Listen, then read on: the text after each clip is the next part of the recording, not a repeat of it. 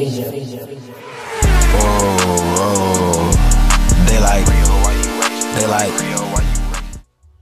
up, y'all? This is Relly back with another video. Yes, and today we got to talk about the Cleveland Cavaliers once again, because based off the rumors we're hearing, the Cleveland Cavaliers is really trying to pursue a trade this offseason and maybe even before the draft. But before we get into that, I need you to smash that. If you've already subscribed to my channel, share it to somebody who ain't subscribed, because with y'all, I know I can get there. And when y'all are done with that, I need y'all to hover over to the like button, smash that too, so we can tell the YouTube algorithm to share this video with the world. But with all that being said, we have to talk about these trade rumors, because like I said before, it's starting to get real serious.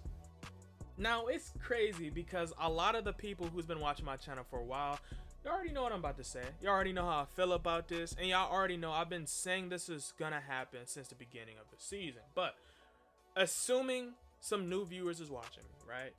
And I thank y'all if y'all are new viewers watching my channel. Hopefully y'all subscribe and stay with me, because it's the grind season. But if y'all are asking yourself, why is these Collin Sexton trade rumors becoming more prevalent, is because Kobe Altman has finally asked himself, is Collin Sexton worth 150 million plus, right? And for a lot of people who watches basketball, who's watching Cavs basketball, you probably ask yourself that question too, because when you're giving 150 million to a 6'1" point guard in today's game, that point guard has to be transcendent, right? He has to be a Damian Lillard tier player. But even when you do that to a player like a Damian Lillard, it still makes it hard for you to get talent around that player, very similar to Damian Lillard, and probably a player that's more accurate to our situation is De'Aaron Fox in Sacramento, right? They gave De'Aaron that money, but look at the team. They're disastrous. They're not good. But they given a lot of those players big dollars, but they can't even make anything shake because they have no cap room just to be terrible. And the Cleveland Cavaliers cannot be striked in that situation. Then we got breaking news that the New York Knicks was trying to pursue Collin Sexton, and a lot of people was going to my Instagram asking me, hey, Rel, what do you think the New York Knicks would be willing to give up to get Collin Sexton? And on the topic of Instagram, you know what I'm saying, y'all should go to the description box below and, you know, shoot me a follow. Show me some love, you know, if you want to keep up to date to my channel, get some breaking news on my story, and even chat it up with me, ask me some questions about basketball, maybe the Cavs, whatever.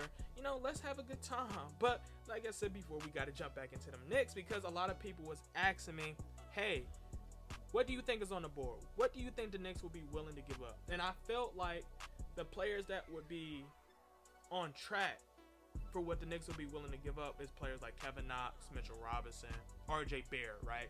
Those players. I think Julius Randle would be untouchable for this situation. Derrick Rose would be an untouchable. They would want to keep those two players. But for me, from a fair standpoint, from a legitimate standpoint, I think the Knicks would have to give up all of those players I named, including a first round, top round protected, maybe a couple second round picks to even get that deal done. Because honestly, I'm not taking Kevin Knox, just especially not 1 for 1, because he averaged 4 points. I'm not taking Mitchell Robinson because he's hurt, and I would have to think about would it fit with Jared Allen. And you know, RJ Barrett obviously would be the best out of the three. But I still have to question myself, because if the Cleveland Cavaliers have the intention to draft Jalen Green this year, RJ Barrett might not fit alongside Darius Garland, Jalen Green, and RJ Barrett. That might not make sense for us unless RJ Barrett plays the small forward, which I wouldn't necessarily like. You get what I'm saying? And that's where stuff gets tricky, because this is where you have to pursue other trades. Now, of course, we had to talk about the potential blockbuster trade of the Cleveland Cavaliers getting Ben Simmons. And the reason why is because a lot of people was really intrigued, because they seen the fact that we might be able to get Ben by giving up Collin Sexton and giving up the Kevin Love contract. Now, I was intrigued too because, you know, this was a way we can get rid of the Kevin Love contract. You know, that was a something to really be listening to, you know, observing and researching.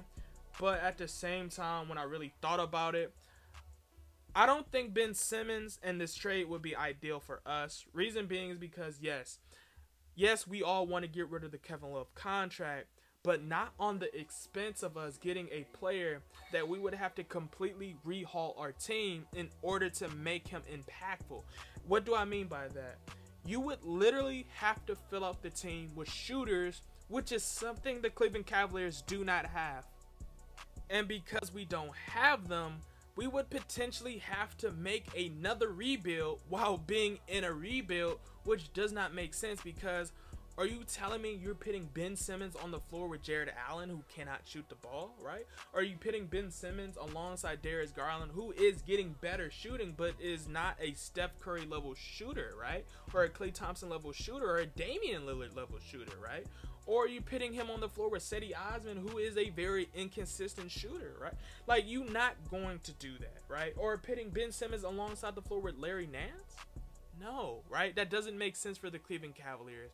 You would borderline have to give up Jared Allen. You would have to give up Larry Nance. You would have to obviously give up Cedi Osman, and you would have to fill out get a shooting center, a shooting forward, a shooting small forward, and you would have to rely on the development of Garland, which is something you can do, but still Darius Garland would have to be on basically every single night in order to tuck the weakness of Ben Simmons not even going to shoot a ball.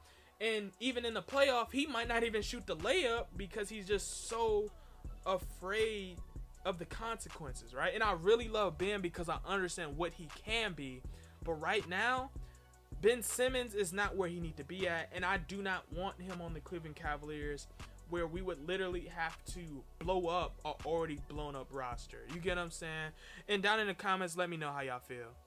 And if you a Cleveland fan, go show some love to CLEBrownZone because he has a lot of Cleveland content and Cleveland Brown content for anybody who not only like basketball, but football as well.